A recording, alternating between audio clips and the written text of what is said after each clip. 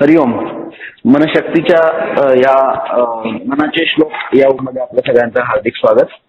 आज 15 ऑगस्ट 2021 निमित्त आपला मनाचे श्लोक हा उपक्रम आहे. सगळ्यांना स्वातंत्र्य दिनाच्या हार्दिक शुभेच्छा. आणि आता याच्या पुढची सूत्र श्री जोशी काकांकडे. हरिओम. हरिओम. सर्वांना हरिओम. श्री समर्थ रामदास कृत मनाचे श्लोक, आज श्लोक 31 ते 35 आपण पाहणार आहोत. सुरुवातीला गुरुवंदना, स्वामीजींचं पुण्यस्मरण आणि राष्ट्र कल्याण प्रार्थना.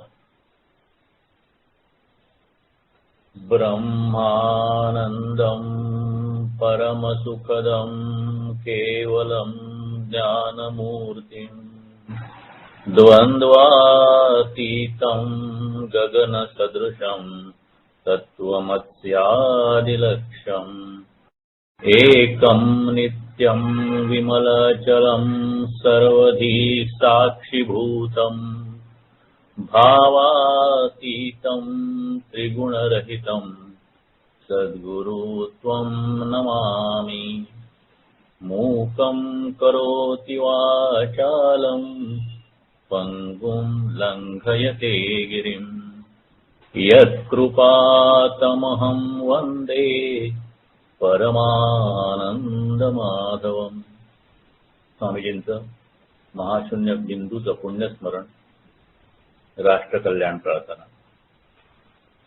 हे राष्ट्र मोठे झाले पाहिजे, यासाठी अखंड परिश्रमाबरोबर वातावरण शुद्धीही झाली पाहिजे. या दोन्हींची एकत्रता आम्ही करत आहोत. मानवता कल्याणमस्तु, राष्ट्र कल्याणमस्तु, व्यक्ती कल्याणमस्तु. मागच्या वेळेला 26 ते 30 आपण श्लोक बघितले होते. त्याचा सारांश बघूया. तो असा की जीवन हे क्षणभंगूर आहे. जर भव म्हणजेच आपलं प्रापंचिक जीवन एक दिवस संपणार आहे हे सत्य समजलं की त्या शेवटाला भिण्याऐवजी तो शेवट कसा गोड होईल यासाठी तयारी केली पाहिजे. त्यासाठी आपली मानसिकता बनवली पाहिजे आणि ती मानसिकता कशी बनवता येईल याचं मार्गदर्शन समर्थ या सर्व मनाच्या श्लोकात आपल्याला करत आहेत. भगवंत आणि सद्गुरू यांच्या सच्च्या निष्ठावान भक्ताकडे कधीही दुर्लक्ष करत नाहीत. अनेक वेळा भक्तांचं जीवन जरी वरवर इतरांना दुःखमय वाटलं तरी त्या भक्तांचं, त्यांच्या सत्कार्याचं भगवंत नेहमी संरक्षण करतात. अंतिमतः भगवंत आपल्या भक्ताचा आपलेपणाने सांभाळ करतात. त्यांची उपेक्षा कधीही करत नाहीत. मागच्या 5 श्लोकांचा सारांश आपण बघितला. आता श्लोक 31 पासून सुरुवात करूया. श्रीराम. महासंकटी सोडिले देव जेणे, प्रतापे बळा आगळा सर्व गुणे, जया ते स्मरे शैलजा शूलपाणी, नुपेक्षी कदा रामदासाभिमानी. महासंकटी सोडिले देव देणे. महासंकट म्हणजे रावणाने सर्व देवांना बंदिवान केलं होतं ते मोठं संकट. प्रतापे बळे आगळा सर्व गुणे. प्रताप म्हणजे पराक्रम, बळ म्हणजे सामर्थ्य, आगळा म्हणजे श्रेष्ठ किंवा मोठा. जया ते स्मरे शैलजा शूळपाणी. शैलजा म्हणजे पार्वती, पर्वतकन्या पार्वती. सरळ असा असं की सगळ्या देवांवर जेव्हा मोठं संकट आलं तेव्हा भगवान रामचंद्रांनी त्यांना त्यातून सोडवलं. असा तो श्री रामचंद्र पराक्रमाने, बळाने आणि सर्व गुणांनी परमश्रेष्ठ आहे. शंकर आणि पार्वती त्याचं नित्य स्मरण करतात आणि दासाभिमानी भगवंत आपल्या दासाची कधीही उपेक्षा करत नाही. भगवंत म्हणजे सच्चिदानंद ईश्वर, जे विश्वाचं आदिकारण आहे.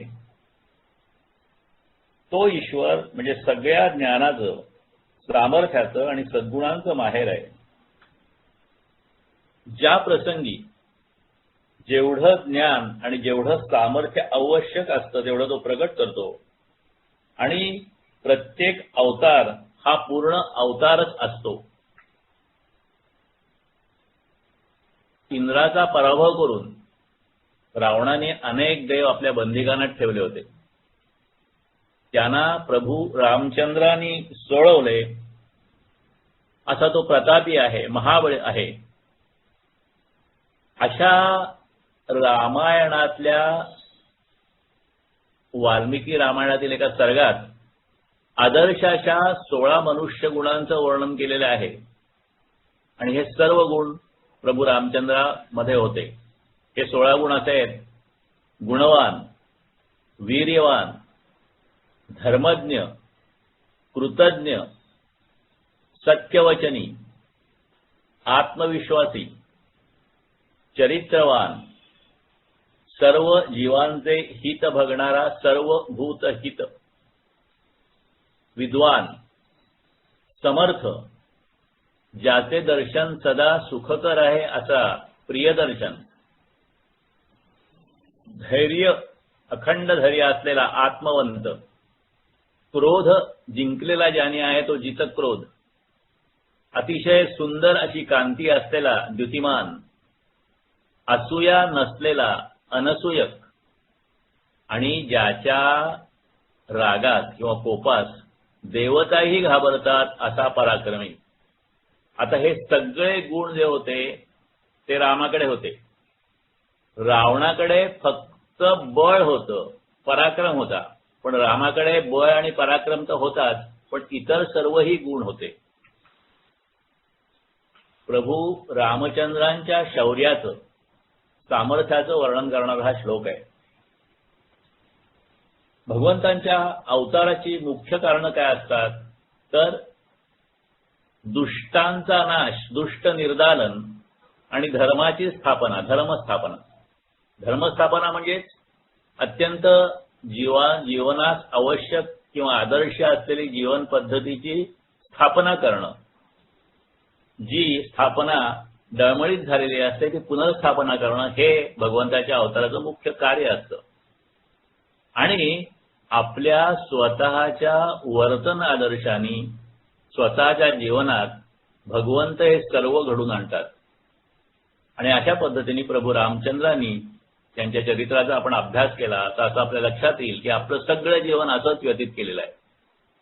पराक्रम आहे, बळ आहे आणि सर्व गुणांनी श्रीराम श्रेष्ठ आहेत, एकवचनी आहेत, एकवाणी आहेत, एकपत्नी आहे, आदर्श राजा आहे ज्यांनी रामराज्य स्थापन केलं. दुसरा देवांचा जो महादेव तो भगवान शंकर. आता भगवान शंकरांचं वैशिष्ट्य असं आहे, कुठल्या व्यक्तीला किंवा कुठल्या देवाला कुठल्याच अपेक्षा नाहीत, लोभ नाही, असाच देव किंवा व्यक्ती महादेव असू शकते.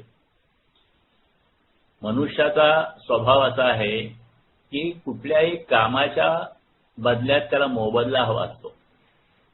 पण महादेव असे देव आहेत ते कधीच मोबदल्याची अपेक्षा करत नाहीत.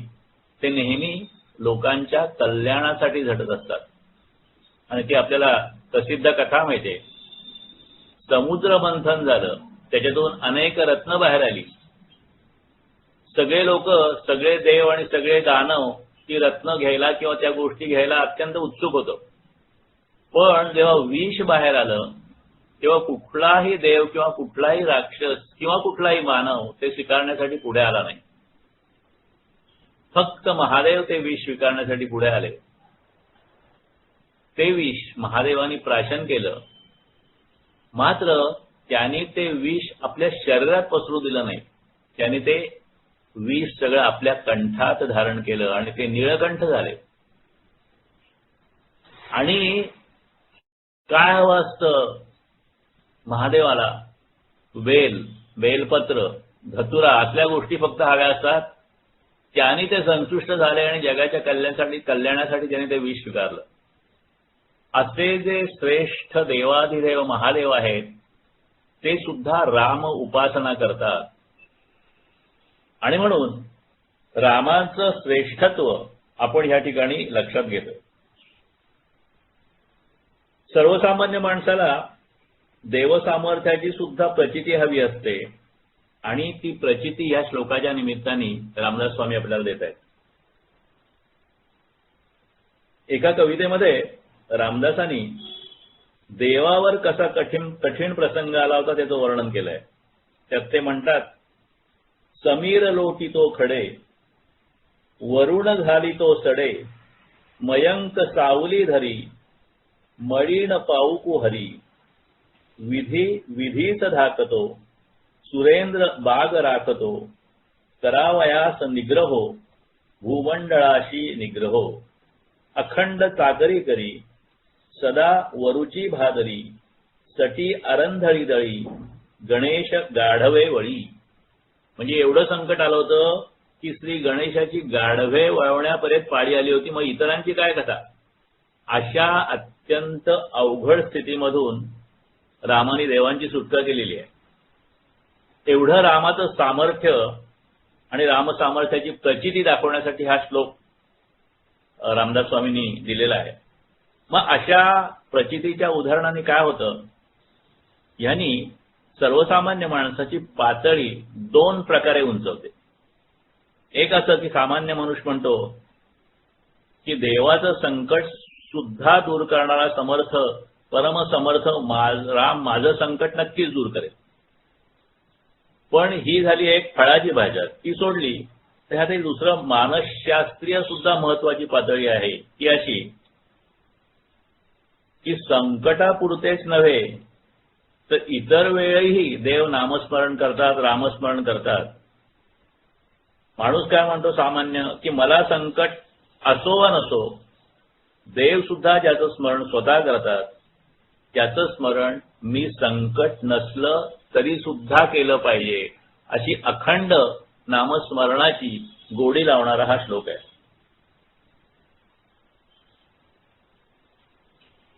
ह्याच्यातली या श्लोकातली तिसरी ओळ आपल्याला आठवण करून देते की शैलजा म्हणजे साक्षात पार्वती सुद्धा रामस्मरण करते आणि शंकर हे सुद्धा रामस्मरण करतात. अशा प्रकारे हा श्लोक आहे. आणि ह्याला अनुरूप मनाचा अभंग रूप तुकाराम महाराजांच्या शब्दात स्वामीजींनी दिलेला आहे. जळो ते जाणीव, जळो ते शहाणीव, राहो माझा भाव विठ्ठला पायी. जळो ते आचार, जळो तो विचार, राहो मन स्थिर विठ्ठला पायी. जळो हा लौकिक, जळो दंभ मान, लागो जीवा ध्यान विठ्ठलाचे. जळो हे शरीर, जळो हा संबंध, राहो परमानंद माझ्या कंठी. तुका म्हणे येथे अवघेची होय, धरी मना सोय विठोबाची. विठ्ठलाचं परमेश्वराचं अखंड अनुसंधान कशा पद्धतीने साधता येईल ह्याचं तुकाराम महाराज वर्णन करतायत. आणि अशाच प्रकारचं अनुसंधान आपण साधावं असं रामदास स्वामी या श्लोकात आपल्याला सुचवत आहेत. श्रीराम. श्लोक 32. अहल्याशिळा राघवे मुक्त केली, पदी लागता दिव्य होऊन गेली. जयावर्णिता क्षीणली वेदवाणी, नुपेक्षी कदा रामदासाभिमानी. अहिल्याची कथा आपण याच्यात बघणार आहोत. या श्लोकामध्ये शिळा म्हणजे दगड, राघवे मुक्त केली, पदी लागता दिव्य होऊन गेली. जयावर्णिता क्षीणली वेदवाणी, क्षीणली म्हणजे थकली, नुपेक्षी कदा राम दासाभिमानी. भगवान रामचंद्रांनी शिला होऊन पडलेल्या अहिल्याला मुक्त केलं. त्याचा पदस्पर्श होताच ती दिव्य गतीला गेली. भगवंताचं वर्णन करता करता प्रत्यक्ष वेद देखील थकून गेले. असा जो परमश्रेष्ठ भगवंत आहे, दासाभिमानी जो भगवंत आहे, तो आपल्या दासाची कधीही उपेक्षा करत नाही. आता हा जो जया वर्णिता शीणली वेदवाणी हा जो भाग आहे तो असा की परमेश्वराचं वर्णन वेदामध्ये ऋषींनी करण्याचा प्रयत्न केला, परंतु प्रत्येक वेळेला वेगळ्या पद्धतीने वर्णन केली तो तसा नाही असं त्याला म्हणायला लागलं. आणि मग शेवटी परमेश्वराचं वर्णन कसं केलेलं आहे तर निर्गुण, निर्विकार, निराकार, निरवयव, निरंजन, निर्विकल्प, निराभास, निष्प्रपंच, निराधार, निरामय, निरुपाधी, निरुपम, निस्संग, निश्चल, निश्शब्द, निर्दोष, निष्काम, निर्लेप, अजन्महा, अनंतहा, अप्रत्यक्ष, अगणित, अक्षय, अरूप. म्हणजे कुठल्याही पद्धतीने आपण जरी वर्णन केलं, अलक्ष, अपार, अढळ, अतर्क्य, अद्वैत, अदृश्य, अच्युत, अच्छेद, अदाह्य, अक्लेद, म्हणजे प्रत्येक ठिकाणी वर्णन केल्यानंतर तो त्याच्याही पलीकडे आहे असं ऋषींना लक्षात आलं. आणि म्हणून परमात्म्याचं शब्दात वर्णन करता येत नाही. परमात्म्याचं वर्णन मानवी कल्पनांच्या आणि मानवी अनुभवांच्या पलीकडे आहे. म्हणून ऋषींची वाणी किंवा वेदवाणी सुद्धा ते वर्णन करू शकली नाही. ह्या एकेका श्लोकामध्ये आपण भगवंताचा एक एक विशिष्ट पूर्ण गुण बघतोय. हे आपण मागच्या काही श्लोकाच्या पूर्वी बघितलेला आहे. तसा हा इथे एक मोठा गुण दिलेला आहे भगवंताचं वर्णन करण्याचा. ती अहिल्याची गोष्ट अशी आहे की अहिल्या ही ब्रह्मदेवाची मानसकन्या, ती अतिशय सुंदर होती आणि गौतम ऋषींची ती पत्नी झाली. तिच्या सौंदर्याचं कीर्ती तिन्ही लोकात पसरलेली होती. आणि देवाधिदेव इंद्र हिला तिच्या सौंदर्याचा मोह झाला. गौतम ऋषी काही काळासाठी जवळजवळ 6 महिन्यासाठी काही कामासाठी बाहेर गेले होते. तर त्यावेळेला हा मोहित इंद्र गौतम ऋषींचं रूप घेऊन अहिल्याकडे आला आणि कपटाने तिला फसवलं त्यांनी आणि तो तिच्याबरोबर राहिला. काही काळाने काम झाल्यानंतर ऋषी परत आले आणि ते परत आल्यानंतर मग हे कपट अहिल्याच्या लक्षात आलं. तिला आपली चूक लक्षात आली. तिने गौतमांची क्षमायाचना केली. पण गौतम ऋषी म्हणाले की चुकीला शासन हे असायलाच पाहिजे. आणि म्हणून ऋषीने तिला पण आणि इंद्राला पण शाप दिला. आणि शाप दिल्यानंतर अहिल्या शिळा होऊन पडली. नंतर तिची दया आली आणि तिला नंतर उशाप मिळाला ऋषींकडून की काही काळानंतर प्रभू रामचंद्रांच्या पदस्पर्शाने तिचा उद्धार होईल. नंतर अनेक वर्षांनी विश्वामित्र ऋषी श्रीरामांना मिथिला नगरीला सीता स्वयंवरासाठी घेऊन जात होते. आणि जात असताना वाटेत ही शिळा त्यांनी श्रीरामाला दाखवली आणि तिची सगळी कथा सांगून पदस्पर्शाने तिला मुक्त करायला सांगितलं. रामाने शिळेला स्पर्श केला आणि शापित अहिल्याला मुक्त केलं अशी ती कथा आहे. आता ही जरी कथा अशाच प्रकारची असली तरी ह्या कथेला अनेक प्रकारचे आशय सांगितले जातात. स्वामीजींनी याचं खूप चांगल्या पद्धतीने इंटरप्रिटेशन केलेलं आहे त्यांच्या ह्या श्लोकावरील विवेचनामध्ये. ते असं की वैयक्तिक, सामाजिक आणि आर्थिक असे 3 प्रकारे इंटरप्रिटेशन किंवा आशय या कथेला देता येतील असं स्वामीजी म्हणतात. पहिल्या आशयामध्ये गौतमाची पत्नी अहिल्या हिच्या संकट मुक्तीचं उदाहरण आहे. ती मोहाला बळी पडली, तिला शाप मिळाला आणि अहिल्या शिळा होऊन पडली. आणि मग ती कथा विश्वामित्राने जेव्हा रामाला सांगितली तेव्हा रामाच्या पदस्पर्शाने ती पुन्हा जिवंत झाली. हा एक सदा सरळ आशय आपण बघितला. दुसरा आशय असा की पापी माणसाला रामसामर्थ्य दूर ठेवत नाही, तर त्याला पुण्यमार्गाने आणण्याचा प्रयत्न करते. म्हणजे तुमच्यातून चूक झाला असेल, चुकी झाली असेल, तरी सुद्धा खरा पश्चात्ताप झाला तर राम सामर्थ्य अशा पापी माणसाला सुद्धा दूर ठेवत नाही. हा एक आशय आहे. आणि तिसरा एक कथेचा आशय असं सांगितलंय स्वामीजींनी, तो काहीसा रूपकात्मक आहे. आणि त्याचा असं त्यांनी म्हणलेला आहे की अहिल्याचा अर्थ, अहिल्याचा एक आणखीन असा अर्थ आहे की न नांगरलेली जमीन. न नांगरलेली जमीन म्हणजे लागवडीखाली नसलेली जमीन. श्रीरामांसारखा समर्थ पुरुष ज्या प्रदेशातून जातो तो प्रदेश घातक जनावरांच्या पासून मुक्त करणार हे तर उघड आहे. प्राचीन काळी वस्ती अशीच वाढली होती.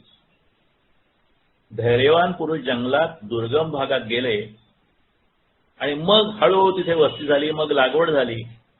समाजाची अर्थ अर्जन शक्ती वाढली. माणसं अधिक निर्भय, बलवान, समृद्ध झाली. या अर्थाने सुद्धा रामाचे पाय जिथे जिथे लागले त्या प्रदेशाचा उद्धार झाला असला पाहिजे. हा तिसरा अर्थ सुद्धा आपण इथे घेऊ शकतो.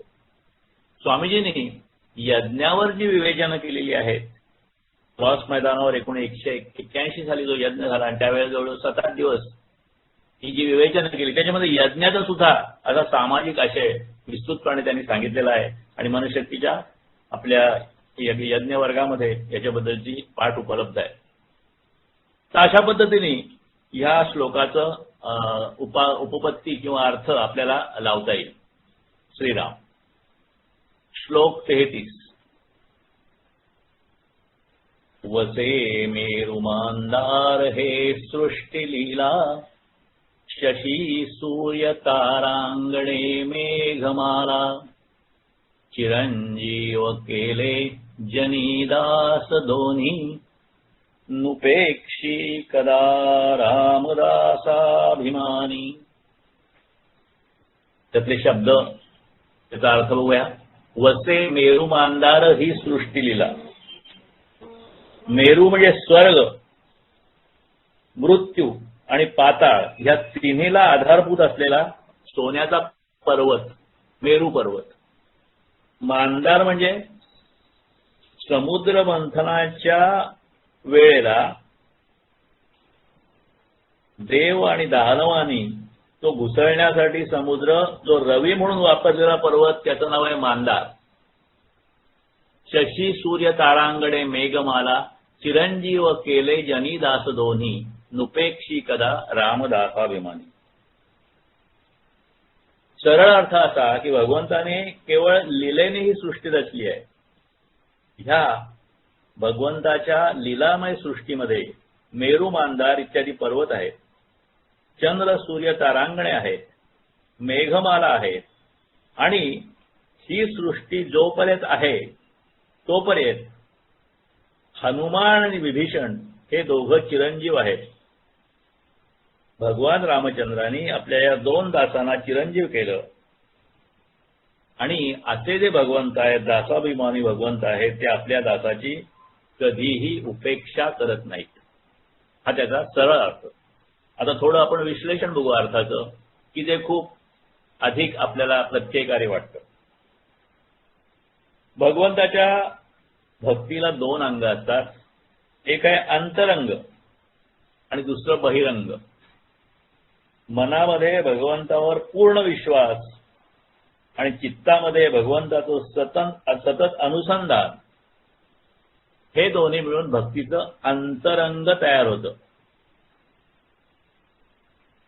देहाने होणारी प्रत्येक क्रिया फक्त भगवंतासाठी करणं आणि मुखाने भगवंताचं नाम सतत घेणं, ही दोन्ही मिळून भक्तीचा बहिरंग आकार घेते.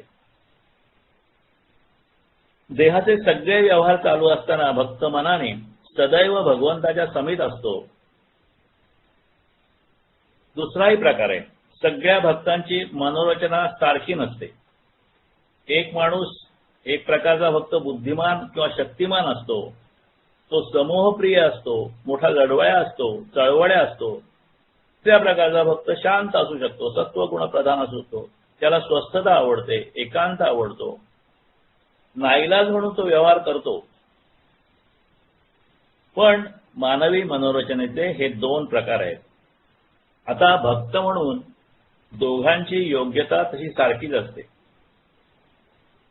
दोघांच्यावर भगवंताची कृपा सारखीच अवतरते, कारण दोघेही सारखेच भगवंताला भक्तीने भजत असतात, शरणागत असतात. दोघेही भगवंतावर पूर्ण निर्भर असतात. दोघेही भगवंताच्याच आठवणीत नामात सारखे रंगलेले असतात. पण दोघांमध्ये फरक एवढाच की दुष्टांना पहिल्या प्रकारच्या भक्तांचा जेवढा दरारा वाटतो तेवढा शांतप्रिय भक्तांचा वाटत नाही. यामुळे आपल्या अवताराचं कार्य पूर्णतेला नेण्यासाठी भगवंत मारुतीरायांसारख्या पहिल्या प्रकारच्या भक्तांना हाताशी धरतात. म्हणजे जे कर्मप्रिय आहेत ते भरत काय किंवा विभीषण हे दुसऱ्या प्रकारचे भक्त आहेत, ते शांतीप्रिय आहेत. पण दोन्ही प्रकारचे जे भक्त आहेत त्यांच्यामुळे भगवंताच्या चरित्राला अत्यंत छान प्रकारची गोडी येते. अर्थात श्री समर्थ रामदास स्वामी हे पहिल्या प्रकारचे भक्त होते हे आपल्याला सांगायला नको. शुद्ध रजोगुणी आणि सत्वगुणी असा त्याचा फरक आहे. दोन्ही चांगले आहेत, पण एक रजोगुणी आहे, शुद्ध रजोगुणी आहे, आणि एक पूर्ण सत्वगुणी आहे. गीतेमध्ये आपण कर्मयोगी आणि संन्यासी ह्या दोघांची तुलना केलेली बघतो. तसं इथे हा प्रकार आहे. हनुमंत हे पहिल्या प्रकारात येतात, विभीषण आणि भरत हे दुसऱ्या प्रकारात येतात, आणि गीतेच्या माध्यमातून भरत आणि लक्ष्मण यांची सुद्धा रामभक्तीची तुलना केलेली आपल्याला आढळते. रामचरित्रात लक्ष्मण हे सगुणोपासना करणारे दाखवलेले आहेत आणि भरत हे निर्गुणापासना करणारे दाखवलेले आहेत. राम वनात जायला निघाले त्यावेळेला त्या लक्ष्मणाला न्यायला तयार नव्हते. ते म्हणाले, मला पित्याची आज्ञा आहे, मी वनात जातो, तू घरीच राहा. दुःखी मात्या पित्यांना तू येऊन अधिक दुःख देऊ नकोस, इथे राहा, आई बापांची आणि प्रजेची सेवा कर, आणि तू इथे असलास की मला चिंता वाटणार नाही, म्हणून माझा प्रतिनिधी म्हणून ते हजर राहा. पण लक्ष्मणाने हे सगळं एका तडाख्यासारशी पुसून टाकलं शब्दांनी आणि म्हणाला की तुम्ही खरं तर मी पाळावी अशी उत्कृष्ट नीती मला सांगत आहात, परंतु मला तुमच्या विरहाचं ओझं सहन होणार नाही. तुमच्या प्रतिनिधी होण्याचं बळ माझ्यामध्ये नाही आणि मी तर मूल आहे, मी तुमच्याबरोबर येतो. भरताची पण रामावर भक्ती होती, पण ती वेगळ्या प्रकारची होती. राम वनात गेले तेव्हा भरत अयोध्येला नव्हते. आल्यावर वशिष्ठ गुरु त्याला राज्य कर असं सांगत होते, परंतु भरताच्या मनात रामाला भेटण्याची तळमळ होती. तरी पण रामकार्य म्हणून तो राज्याचा कारभार लावत होता. रामाची भक्ती म्हणजे रामाचं कार्य केलं पाहिजे, नाहीतर ती भक्ती काय कामाची, हा त्याचा विचार होता. सगळी व्यवस्था राज्याची नीट लावून भरत राम भेटण्यासाठी वनात गेला आणि त्यांनी सांगितलं की तुम्ही चला. रामाने त्याची समजूत काढली. त्याचं मन ओळखून त्याला स्वतःची खूण किंवा स्वतःचं प्रतीक म्हणून पादुका दिल्या आणि त्याला सांगितलं की जा, ही माझी तुझ्याकडे खूण आहे, तू आता राज्य कर. रामाची आज्ञा शिरसावंद्य भारताने मारली. तो परत आला. त्यांनी राज्यकारभार पाहिला, पण कसा? अयोध्येपासून 2 मैलावर राहून तो तपस्या करीत राहिला.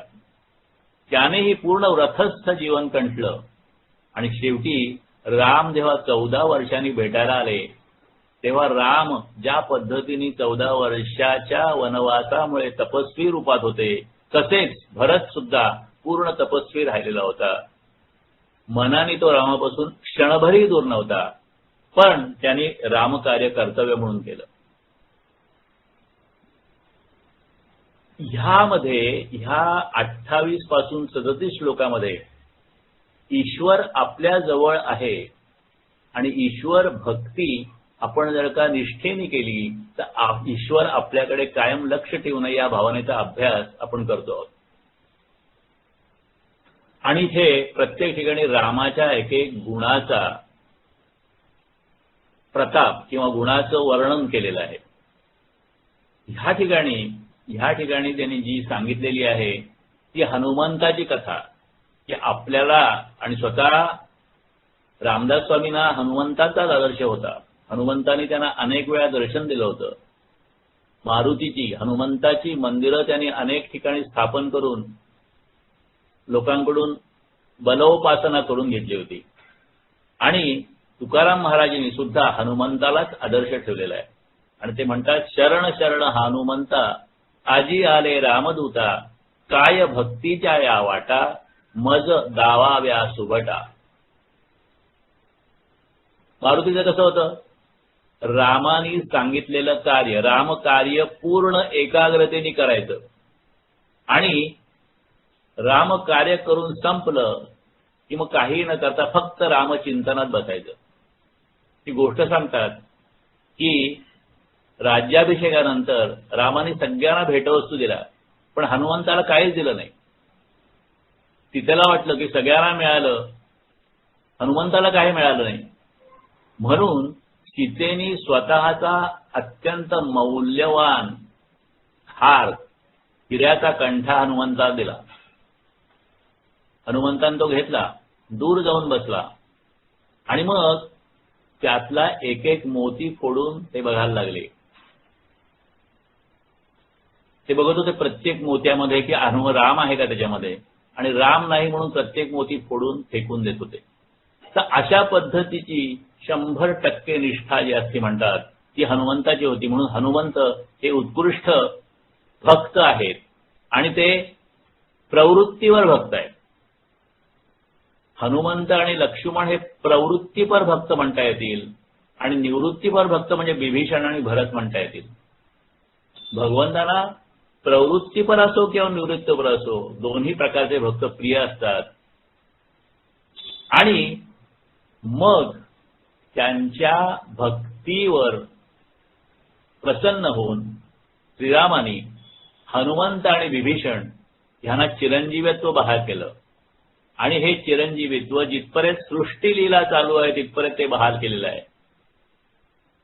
अशा पद्धतीने भगवत कृपा भक्तावर चिरंतन असते आणि श्रीराम भगवंताची कधीही उपेक्षा करत नाही. हनुमंत आहेत ते दास्य भक्तीने चिरंजीव झाले, पण विभीषण तर रावणाचा भाऊ होता, दैत्य कुळातला होता, परंतु त्यांनी रामावर निष्ठा ठेवली आणि त्यांना रामकृपा प्राप्त करता आली आणि तेही चिरंजीव झाले. अशा पद्धतीने प्रत्येक सत्कार्याच्या ठिकाणी राम आहे, राम सर्वत्र आहे, परमेश्वर सर्वत्र आहे, कणाकणात भगवान भरलेला आहे. एकदा स्वामी विवेकानंदांना विचारलं कोणीतरी की where is God, where is God. मग एका मुलाला स्वामीजींनी बोलवलं आणि त्यांनी सांगितलं हा प्रश्न फाळ्यावर लिही, व्हेअर इज गॉड. आणि नंतर त्या मुलाला सांगितलं की व्हेअर मधला WHERE मधला W पुसून टाक. आणि मग काय राहिलं, मग राहिलं हिअर इज गॉड.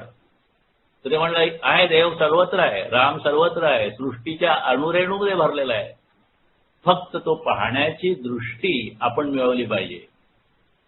आणि जर का आपण तितक्या पद्धतीने तत्पर राहिलो म्हणजे बुद्धीने आणि भावाने दोन्ही पद्धतीने, तर देव आपल्याला सृष्टीच्या प्रत्येक ठिकाणी निरीक्षणामध्ये अनुभवता येईल. शशी सूर्य तारांगणे मेघमाला, त्यामध्ये या विश्वामध्ये अनेक ग्रह आहेत, अनेक तारा आहेत, अनेक सूर्यमाला आहेत, अनेक पद्धतीच्या गोष्टी आहेत आणि ह्या सगळ्या गोष्टी अत्यंत शिस्तबद्ध पद्धतीने त्यांच्या पद्धतीने काम करतायत. विश्वाचा हा व्यवस्थापक जो आहे, ज्याने हे विश्वाची चोख व्यवस्था ठेवलेली आहे, तो आपल्या जीवनाचा सुद्धा व्यवस्थापक आहे. ज्ञान कर्म भक्ती तसंच प्रवृत्ती निवृत्ती कुठल्याही प्रकारची जर का आपली निष्ठावान भक्ती असेल तर सर्व मार्गाच्या साधनेला अत्युच्च स्थितीत आपल्याला तो परमेश्वर श्रीराम आपल्याला सर्वत्र भेटेल आणि खऱ्या साधकाची श्रीराम केव्हाही उपेक्षा करणार नाहीत असं हा श्लोक सांगतो. आपण याच्यावरचं आता स्वामीजींचं विवेचन बघू. मनाला धीर घेण्याचा विभाग मानसशास्त्रामध्ये महत्वाचा आहे. हे काउन्सिलिंग जे असतं ते त्याच्यासाठीच असतं. मनाला ज्या गोष्टीची शंका येते त्या शंकेचं निराकरण निरनिराळी उदाहरणं देऊन करता येते आणि मग मनातल्या शंका दूर झाल्या की धीर येतो. असा धीर आला म्हणजे फायदा होतो आणि मग स्वतःची शक्ती वाढते, आत्मविश्वास वाढतो आणि ज्याच्याबद्दलही उदाहरणं दिली जातात, ज्याच्यामुळे धीर येतो त्या व्यक्तीबद्दल सुद्धा विश्वास वाढत जातो, धीर वाढत जातो. म्हणून चालू कामासाठी सुद्धा जसा धीर मिळतो तसा आपल्या धीराचा साठाही होऊ शकतो. असा सगळा फायदा म्हणजे ह्या श्लोकाने आपल्याला होऊ शकतो. या श्लोकामध्ये ठामपणे सांगितलं आहे की जोपर्यंत सूर्यचंद्र आहेत तोपर्यंत रामाच्या भक्तांना कसलंही भय नाही. आणि मग मारुती आणि विभीषणांचं उदाहरण दिलेलं आहे. रामाच्या भक्तापैकी चिरंजीव झालेले म्हणजे मरण नसलेले दोन भक्त म्हणजे मारुती आणि विभीषण. विभीषणाने रावणासमोर रामाची बाजू घेऊन जीव धोक्यात घातला होता आणि मारुतीने तर पावला पावला झेपेझेपेला जीव झोकून दिला होता. रामासाठी मरणाचीही पर्वा न करणाऱ्या या भक्तांना अमरत्वा इतकं मोठं बक्षीस रामाने दिलं आणि हे उदाहरण स्वामीजींनी आपल्यासमोर स्वामी रामदासांनी आपल्यासमोर इथे ठेवलेलं आहे. आणि ह्या श्लोकाला अनुरूप अशी ज्ञानेश्वरीमधली ओवी स्वामीजींनी दिलेली आहे. जया जाणीवेचे निवेगे मी अधियज्ञो ही दृष्टी रेगे ते तनूचे वियोगे विरहये नवती. अध्याय 7 181वी ओवी आहे ही. अर्थ असा की ज्यांना पूर्ण ज्ञानाच्या बळाने माझे अधियज्ञ म्हणजे परब्रह्म स्वरूप दिसू लागले आहे ते या देहाचा पात झाला असता दुःखी होत नाहीत. म्हणजे कुठल्याही संकटामध्ये दुःखी होत नाही असं ही ओवी आपल्याला सांगते. श्रीराम. श्लोक 34.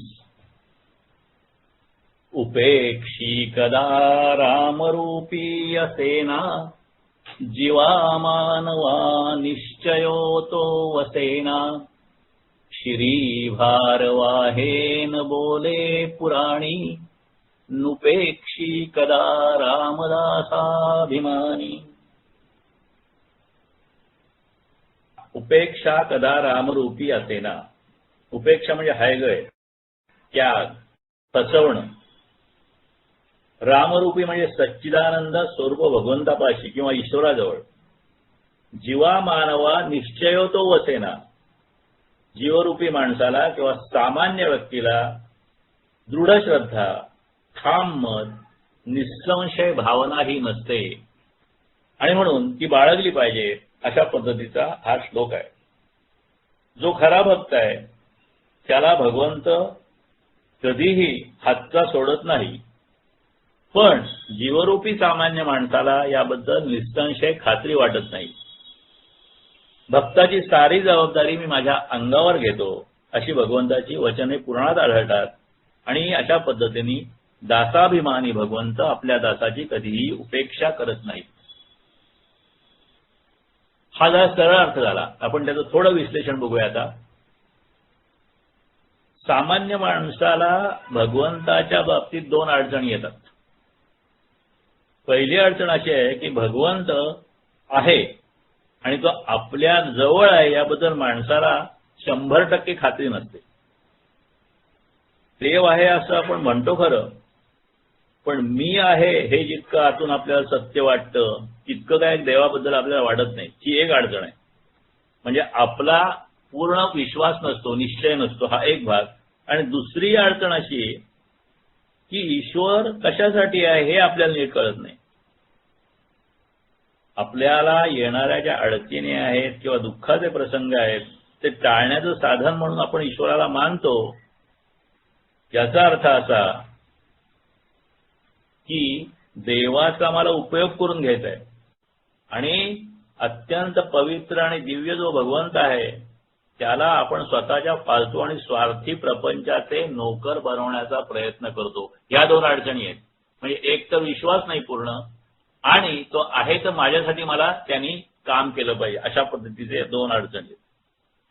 आणि समर्थ आपल्याला भक्तपणाचा अनुभव सांगतायत की जो कोणी निसंशयपणे भगवंताचे आहे पण मानतो, त्याच्या जीवन प्रवाहामध्ये पदोपदी त्या सच्चिदानंदाची सत्ता प्रचितीला आल्याशिवाय राहत नाही. भक्ताच्या प्रपंचामध्ये साऱ्या गोष्टी व्यवहारदृष्ट्या चांगल्याच घडतील असं मुळीच समजू नये. परंतु प्रत्येक घटनेमध्ये भगवंताचा हात स्पष्टपणे दिसेल याच्यात बाकी शंका नाही. म्हणजे भक्ताच्या आयुष्यातली संकट जाणार नाही, परंतु त्या संकटाचं त्या भक्ताला चंचल किंवा म्हणजे गांगरवून टाकण्या इतकं दुःख होणार नाही. भक्ताच्या मनाचा समतोल धरणार नाही. दुःख जाणार नाही, पण दुःखात धीर टिकून जाईल.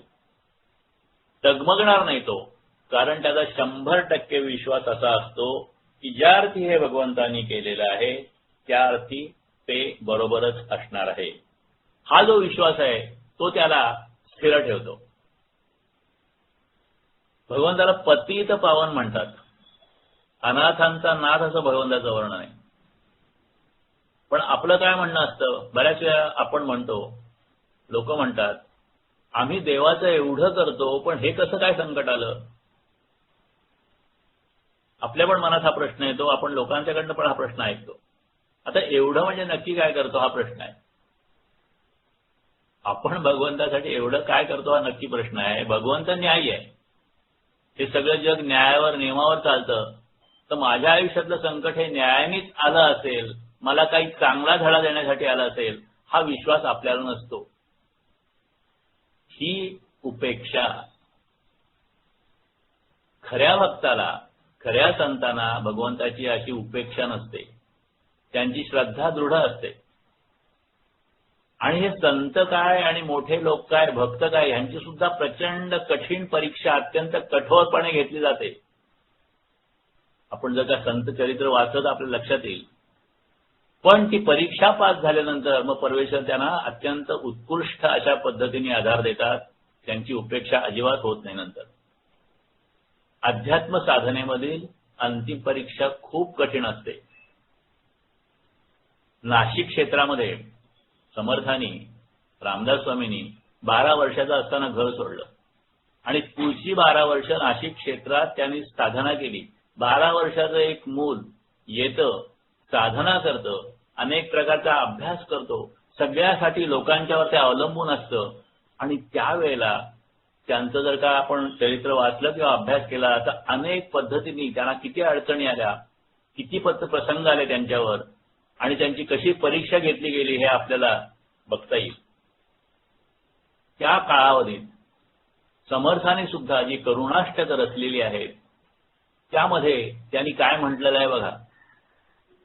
काही एक 4-5 करुणाष्टक बघूया आपण. अन्न नाही, वस्त्र नाही, सौख्य नाही जनामध्ये, आश्रयो पाहता नाही, बुद्धी दे रघुनायका. काय परिस्थितीची? अन्न नाही, वस्त्र नाही, सौख्य नाही जनामध्ये, आश्रयो पाहता नाही, बुद्धी दे रघुनायका. देईना पुरविना कोणी, उगेच जन हासती, लौकिक राखता येना, बुद्धी दे रघुनायका. कळेना स्फूर्ती होईना, आपदा लागली बहु, प्रत्यही पोट सोडीना, बुद्धी दे रघुनायका. पिशूने वाटते सर्वे, कोणीही मजला नसे, समर्था तू दया सिंधू, बुद्धी दे रघुनायका. आणि शेवटी म्हणतायत उदास वाटते जीवी, आता जावे कुणीकडे, तू भक्त वत्सला रामा, बुद्धी दे रघुनायका.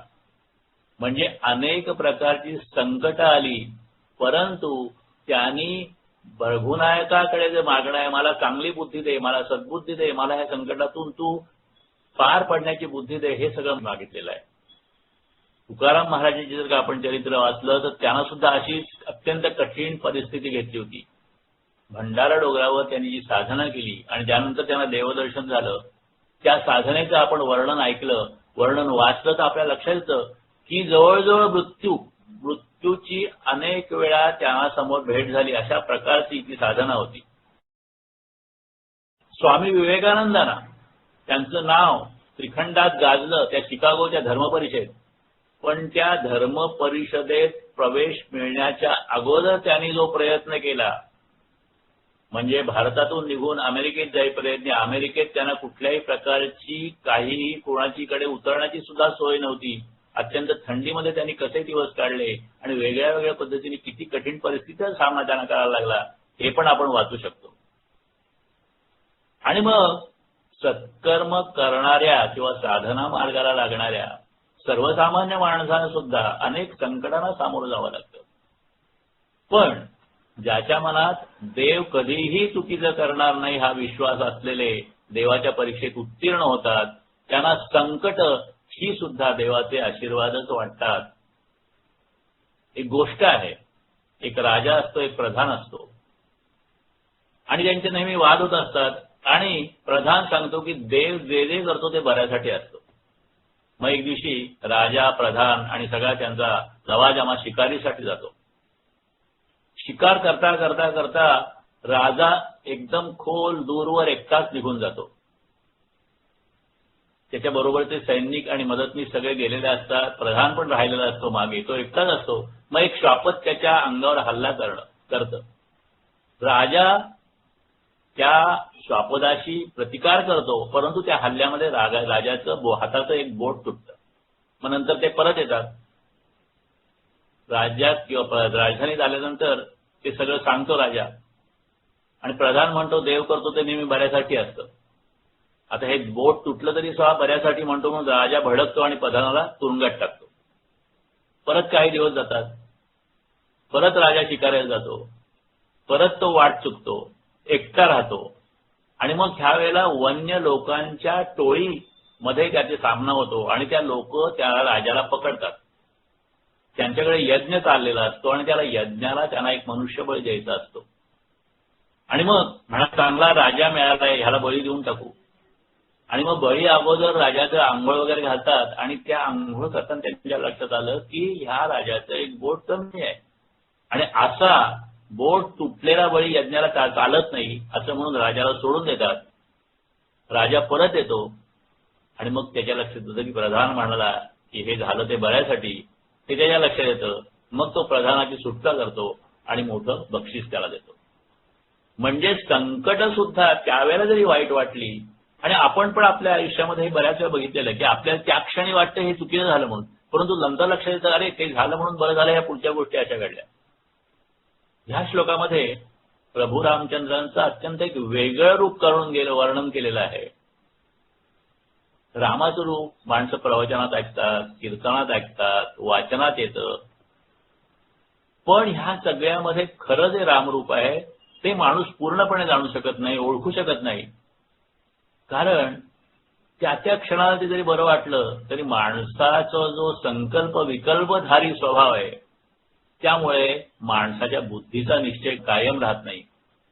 आणि मग अशा पद्धतीने त्या रामरूपाची किंवा रामवर्णनाचं किंवा रामविश्वासाचं आपल्याकडून एक प्रकारे उपेक्षा होते. ज्याच्याकडून अशी उपेक्षा घडत नाही त्याचा भार श्रीराम आपल्या शिरी वाहतात. योगक्षेम वहाम्यहम असं गीतेमध्ये सांगितलेलं आहे. जो खरा भक्त असतो, जो भक्त स्वतः सगळ्या परीक्षेनं उतरतो, त्याची सगळ्या प्रकारची काळजी भगवंत वाहतात. आणि मग गोष्टी आपण वाचलेल्या आहेत की नाथांकडे श्रीखंड म्हणून पाणी भरतो, जनाबाईंचं जातं ओढतात, तुकारामांच्या गाथा जेव्हा इंद्रायणीत बुडवल्या जातात तेव्हा त्या करतात. आता हे सगळं आपण ऐकतो, त्या क्षणाला आपलं पटतं, पण नंतर आपण सोडून देतो.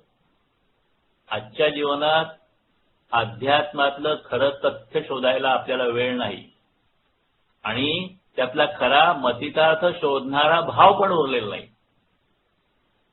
चराचर सृष्टीमध्ये वसलेला भगवंत आपण तर्काने सुद्धा पाहू शकतो. मागे आपण उदाहरण घेतलेलं की श्वास आपला जो चाललेला आहे हा श्वास सुद्धा भगवंताची कृपा आहे म्हणून चाललेला आहे. अशा पद्धतीने तर्काने आपण हे समजू शकतो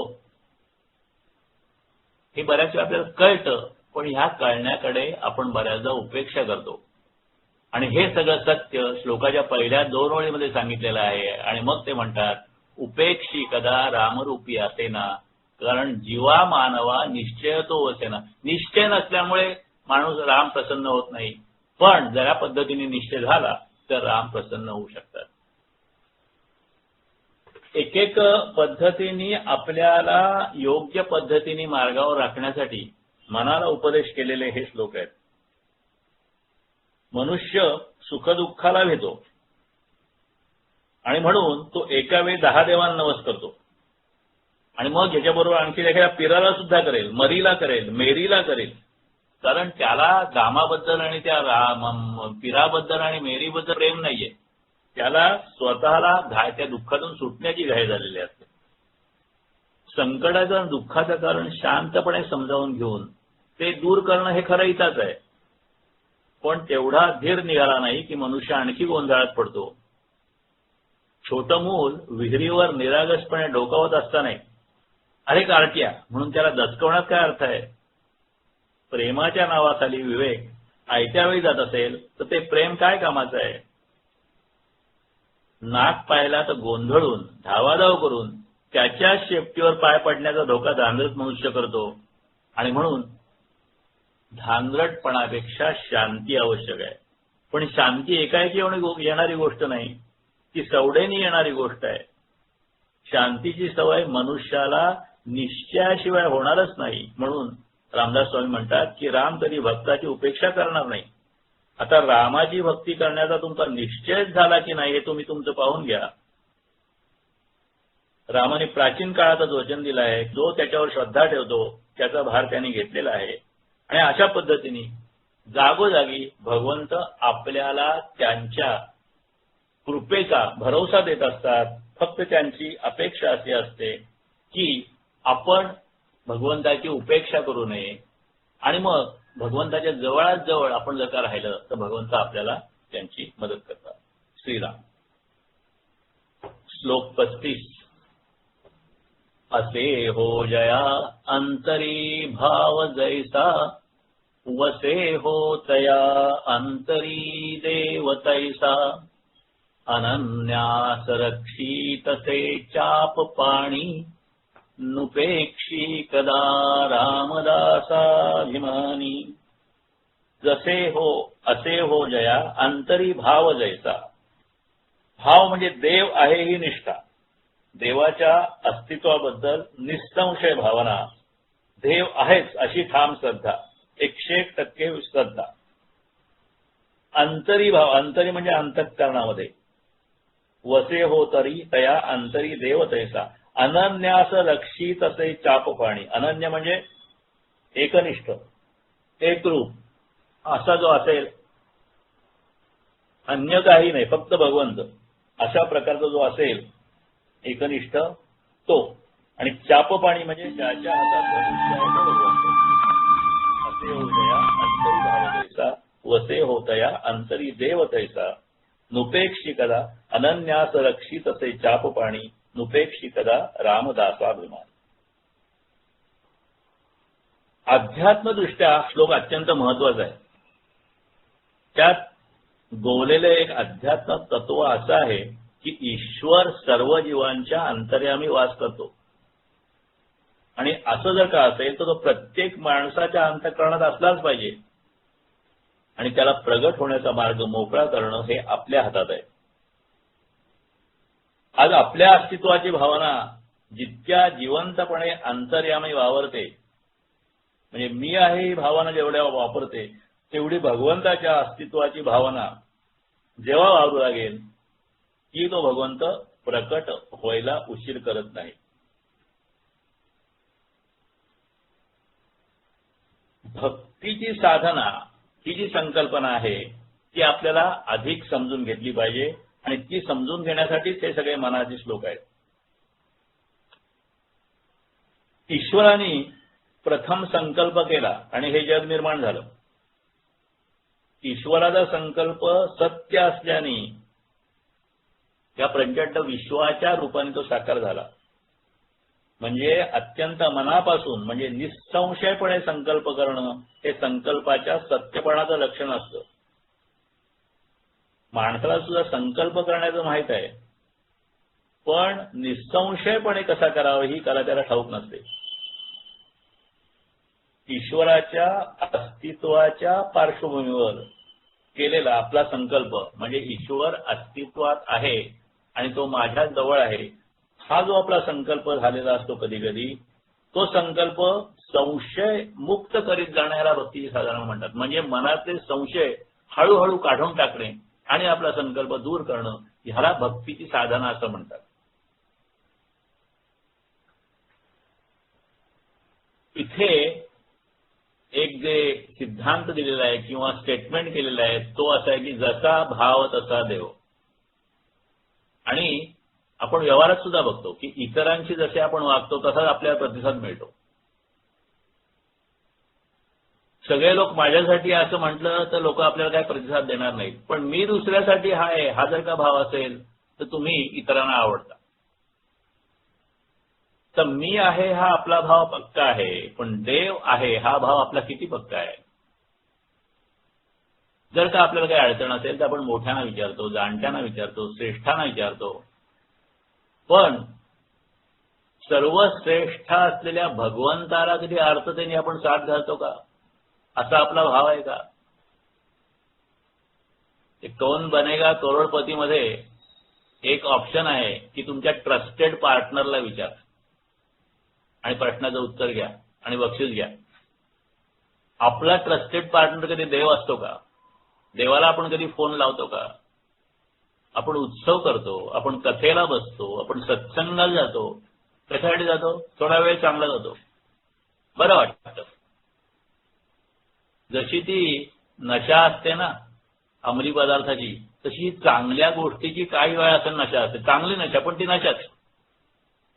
आपल्याला छंद असतो, पण त्या मुळाशी भगवंत भेटीची आस किती असते. आणि ही आस असणं हे एक भाग्य आहे. विमला ठकार नावाच्या एक अत्यंत श्रेष्ठ अध्यात्मातल्या एक काय म्हणतात अथॉरिटी असं म्हणतात, त्या होऊन गेल्या. विज्ञान आणि अध्यात्म यांचा स्वाभाविक सहयोग आहे याच्यावर त्यांची जी काही श्रद्धा होती त्या पद्धतीने त्यांनी त्यांचं स्वतःचं एक जे जीवनाचं तत्वज्ञान ते आहे ते मांडलं आणि एक वेगळ्याच पद्धतीचं जगावेगळं अध्यात्म नावाचं त्यांनी एक पुस्तक लिहिलं. अनेक पुस्तकं आहेत, त्यांनी पुस्तकं स्वतः लिहिलेली नाहीत, परंतु भारतातल्या अनेक प्रांतात आणि परदेशातल्या अनेक मित्रपरिवारात त्यांनी जे काही त्यांचं कथन केलं, त्यांचे जे ह्या जीवनाविषयी दृष्टिकोन मांडले, त्याच्यात पुस्तकं प्रसिद्ध झालेली आहेत. त्यातलं हे मी पुस्तक सांगतोय आपल्याला. परंतु त्यांच्या लहानपणचं वर्णन किंवा त्यांच्या चरित्राचा काही भाग जीवन योगिनी नावाच्या एका पुस्तकात आहे. तर श्रद्धा ही कशी असू शकते? एक तर पूर्वजन्मानी किंवा प्रयत्नांनी. त्यातल्या पूर्वजन्माचा हा भाग बघा. भक्ती अनुवंशिकतेनेच आली होती. त्यांच्याबद्दल आपण वाचतो विमला ठकारांच्याबद्दल, त्यांच्या लहानपणी काय परिस्थिती होती. त्यामुळे सत्यनिष्ठा आणि श्रमनिष्ठेची दीक्षा वडिलांकडून मिळाली होती आणि भगवंत निष्ठा आजोबांकडून मिळाली असावी. त्या म्हणतात माझं त्यातलं कर्तृत्व काहीच नाही.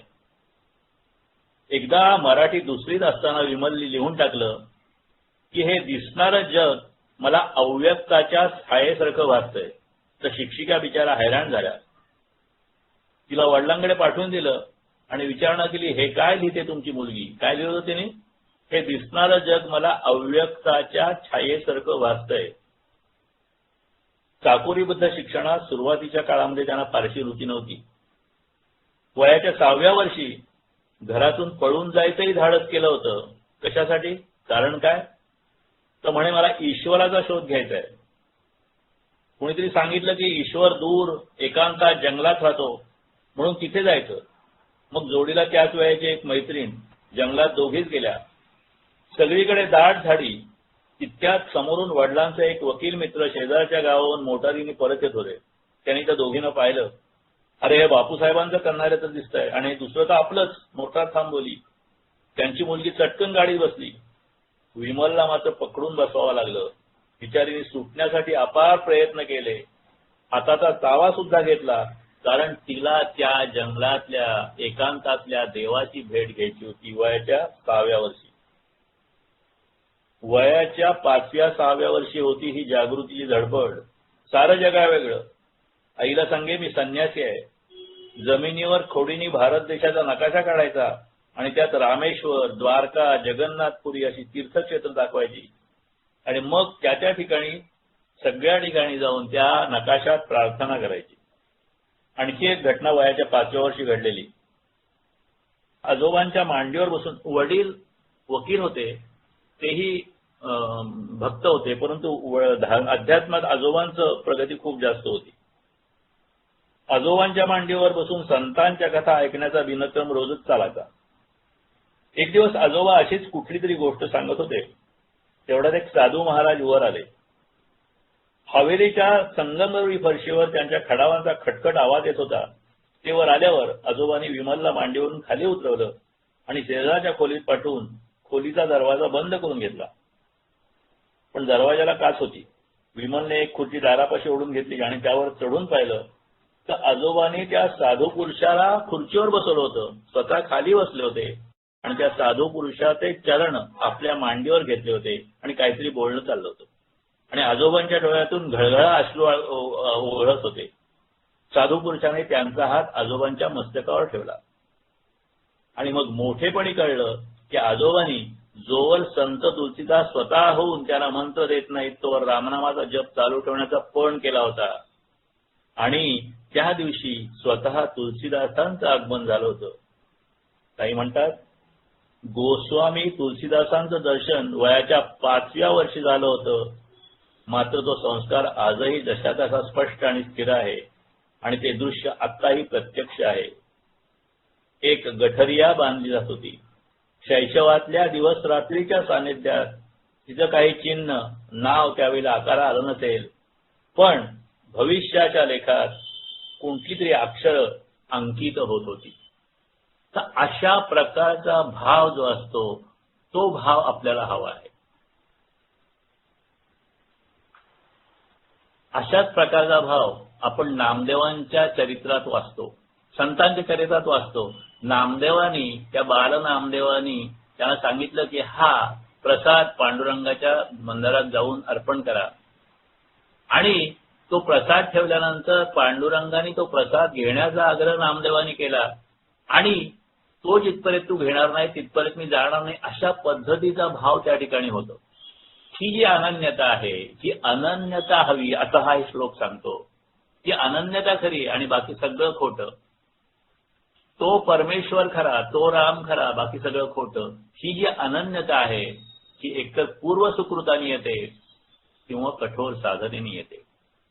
बहुत सुकृताची जोडी म्हणून विठ्ठली आवडी, कर्मशुद्धी साधना हा मार्ग आहे. आपल्याला रोज कर्मशुद्धीची प्रार्थना सांगितली जाते मनुष्यशक्तीमध्ये. त्या कर्मशुद्धीने आपलं सुकृत गोड होतं आणि मग हळूहळू आपल्याला चांगल्याची आवड निर्माण होते, विठ्ठलाची आवड निर्माण होते आणि मग देवावर आपली भक्ती हळूहळू निष्ठा वाढत जाते. भगवान कृपेची खरी किल्ली आपल्या हृदयाच्या भावात आहे, प्रेमात आहे. आपला भाव किती खरा आहे एवढाच खरा प्रश्न आहे. आता हे समजून सांगण्यासाठी आणखीन एक उदाहरण दिलेलं आहे.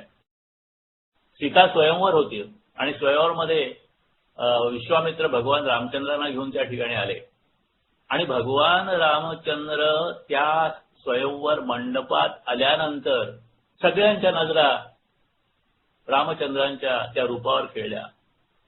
पण जे वेगळ्या वेगळ्या पद्धतीचे लोक होते त्या प्रत्येकाला प्रभू रामचंद्र वेगळ्या वेगळ्या रूपात दिसले.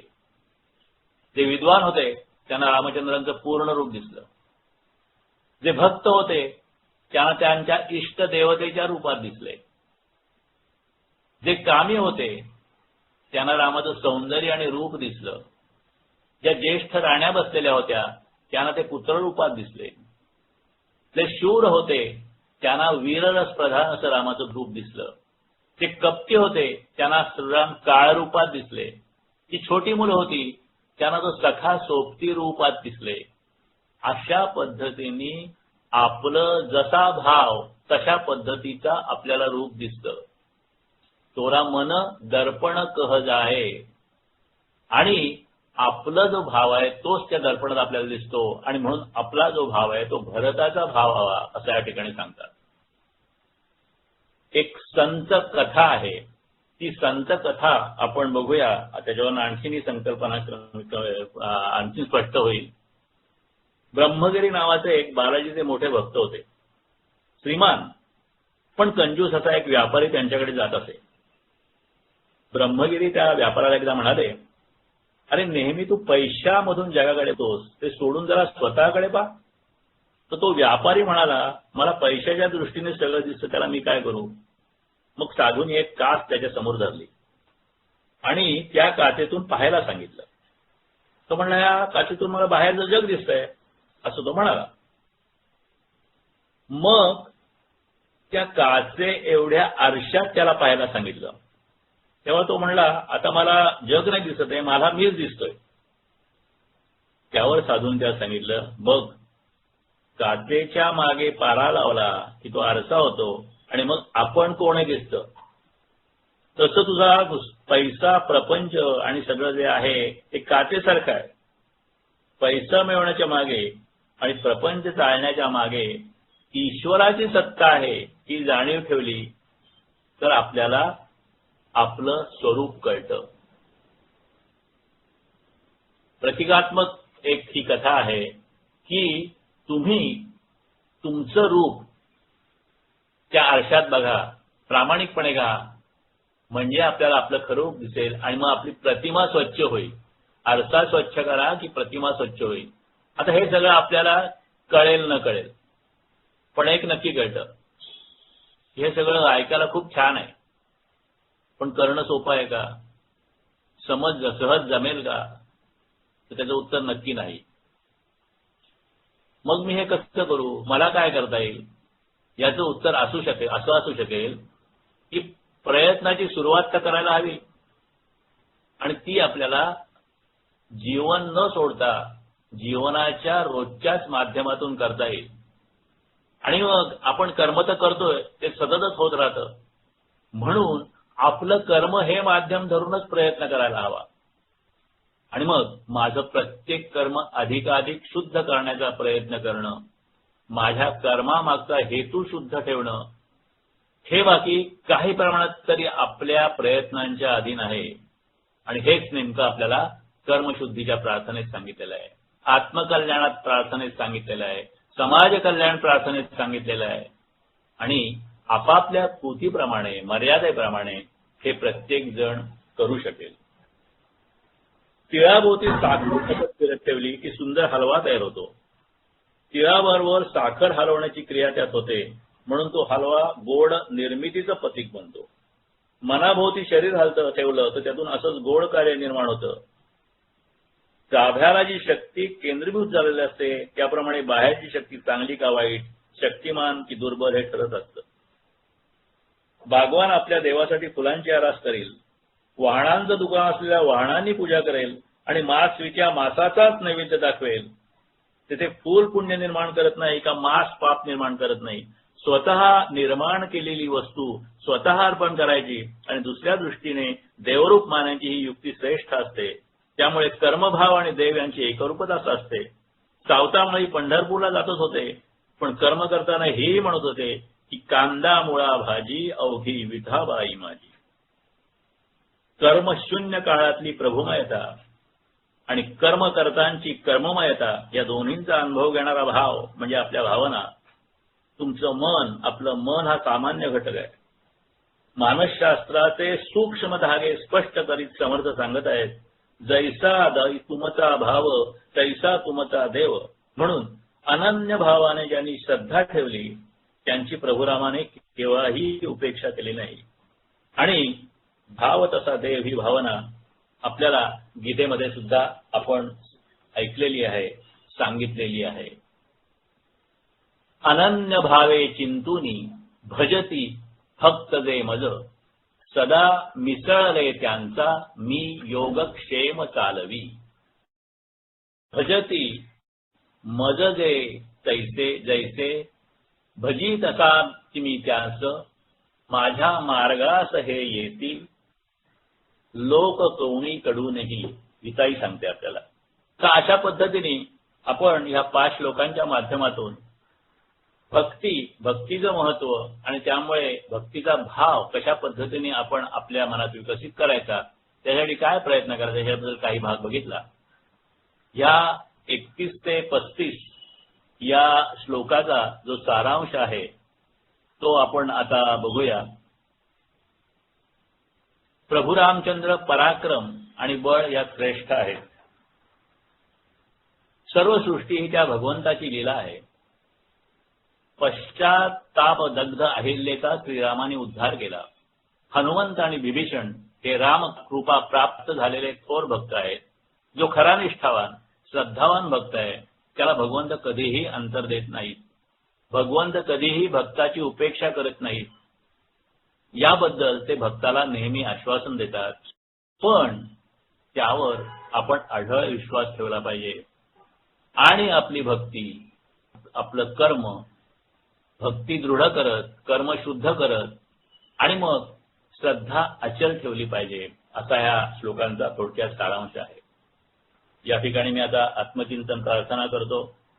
त्याच्यानंतर हे 5 श्लोक आपण म्हणूया आणि त्यानंतर जर का जळगाव केंद्राची प्रार्थना असेल तर ती आपण घेऊ, नाहीतर मग ही प्रार्थना इथे संपेल. मी आत्मचिंतन प्रार्थना करतो सगळ्यांच्या वतीने, कारण ही आत्मचिंतन प्रार्थना आपल्याला बरोबर दिशा दाखवते. या सगळ्या श्लोकांचा जर का आपल्या जीवनाचा उपयोग आपल्याला करून घ्यायचा असेल तर.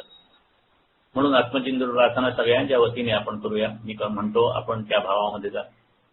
माझ्या आंतरिक शक्तीला स्मरून मी माझे स्वतःचे खरे कल्याण करून घेण्याचा निश्चय करीत आहे. माझे व्यक्तिमत्व आजवर मी जसा वागलो तसे बनले आहे. यापुढील माझ्या प्रेरणा चांगल्या राखण्याचा मी निश्चय करीत आहे.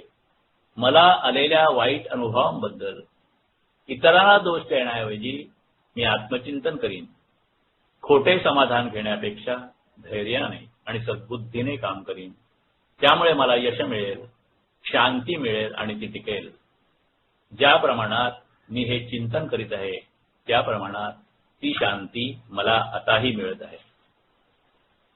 आज अंजली त्या नाहीत म्हणून मीच 5 श्लोक म्हणतो.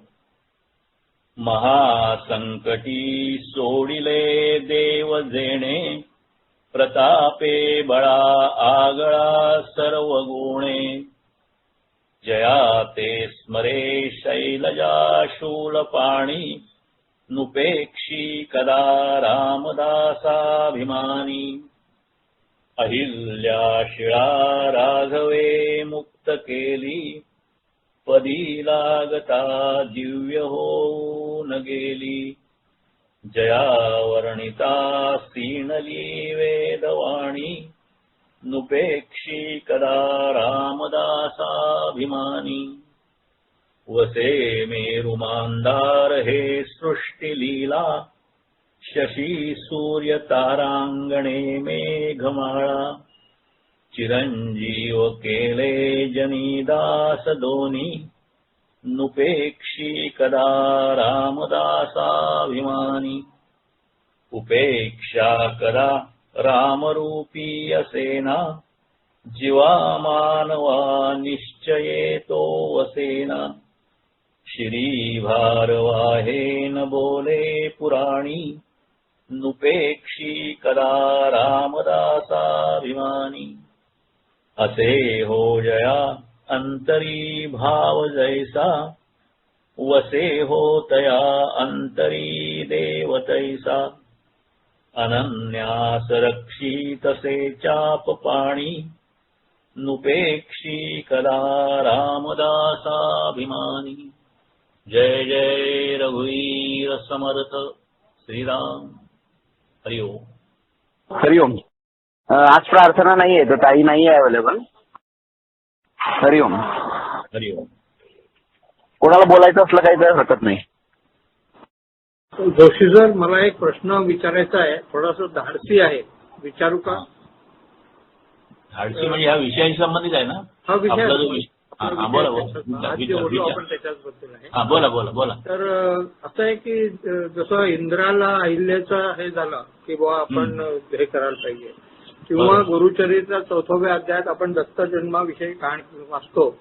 बरोबर. तर हे वाचल्यानंतर या लोक म्हणजे देवांना सुद्धा इतक्या निकृष्ट दर्जाची हे असावी म्हणजे वासना, हम्म. त्याच्याबद्दल थोडस मनाला खूप म्हणजे समव मन तयार होत नाही हे गोष्ट करायला. ठीक आहे, म्हणजे तुम्ही म्हणता ते लक्षात आलं माझ्या, हा, परंतु त्या बाबतीत आपण काय करू शकतो का?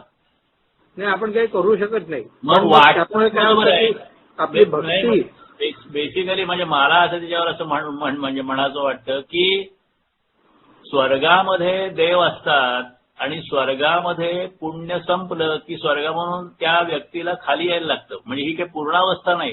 देवांची अवस्था ही पूर्णावस्था नाहीये, परमात्म्याची अवस्था पूर्णावस्था आहे. आणि म्हणून आपल्याला आध्यात्मिक जी साधना सांगितलेली आहे त्या साधनेमध्ये स्वर्गाची आराधना करायला नाही सांगितलेली आपल्याला. आपल्याला परमात्म्याची आणि मोक्षाची आराधना करायला सांगितलेली आहे. हा त्याचं तात्विक उत्तर आहे. पण दुसरं प्रॅक्टिकल उत्तर असं की भले तो चुकला असेल तरी त्या चुकीच्या त्याला शिक्षा झालेली आहे. आणि म्हणून आपल्याला तो आदर्श न ठेवता आपल्याला अधिक चांगला आदर्श ठेवला पाहिजे असं आपण ठरवावं आणि मग त्या वाटण्यापासून आपल्याला स्वतःला मुक्त करण्याचा प्रयत्न करावा. ओके, ठीक, धन्यवाद. धन्यवाद विचारलं. धन्यवाद. आणखीन कोणाला काही बोलायचं का? चला ठीक आहे मग. हरिओम. Log out. चालेल चालेल. हरिओम. भेटूया पुढच्या रविवारी. कोणाला काही प्रश्न असतील प्रतिक्रिया असतील सगळ्यांनी ग्रुपवर टाकायला हरकत नाही. हरिओम.